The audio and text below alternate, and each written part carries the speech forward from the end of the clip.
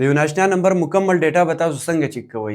که ستاسو نمبر ته یا ستاسو د کور نمبر ته د ناشنا نمبر نه بار بار کال راځي د تنګولو لپاره او تاسو ته دا پته نه لګي چې دا څوک دی، د کم ځای دی، سیناسي نمبر دای څه دی، نو اوس تاسو بالکل په اسانۍ سره د یو نمبر په باره کې مکمل معلومات حاصلولی شئ.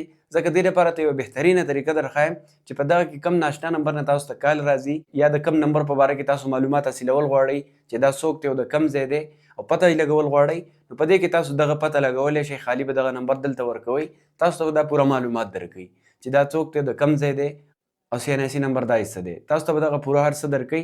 خو دا خبره یاد ساتئ، دا ویډیو صرف او صرف ایجوکیشنل اینډ ټیکنیکل پرپز دپاره ده، یعنې صرف صحیح استعمال به یې کوئ. یعنې ضرورت په وخت کې تاسو د ناشنا نمبر نه کال راځي، تاسو پیژنئ نه او تنګوي تاسو، نو تاسو پرې د هغه مکمل معلومات حاصلولی شئ. اوس به ځم د موبایل سکرین طرف ته، خو د دغه نه مخکې دا ویډیو د ملګرو سره ډېره شیر کړئ او بل دا پیج د ځان سره ضرور فالو کړئ. اوس ملګرو دغه دپاره به خپل موبایل کې ګوګل ته راشئ، په سرچ کې به APK پوټي ولیکئ، دغه شان د سپیلینګ ته وګورئ څنګه چې ما لیکلی دغه شان به ولیکئ، سرچ به یې کوئ. دا اولنی سایټ پر واخلئ apkpooty.com، په دې به کلیک واخلئ.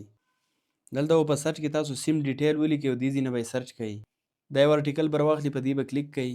بیا به بالکل ښکته راشئ او دلته به تاسو په دې ډاونلوډ ایپ کلیک کوئ او د دې ځای نه به د اپلیکیشن خپل موبایل ته ډاونلوډ کړئ. چې څنګه هم ډاونلوډ کړئ اوپن به یې کړئ.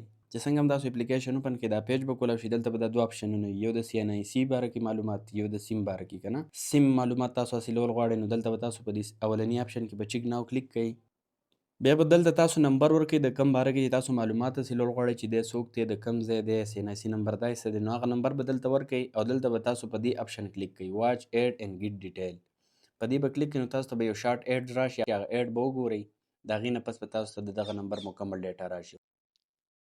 نو په دې طریقې سره تاسو د یو نمبر باره کې معلومات حاصلولی شئ. هموس ټرای وکړئ، تاسو ته پته ولګي، بیا ماته کمنټ کې ووایئ چې دې طریقې تاسو سره کار وکړو که ونه کړو، صحیح شو، تاسو مطمئن شوئ که نه. که ویډیو هم خوښه شوه ملګرو سره لازم شیر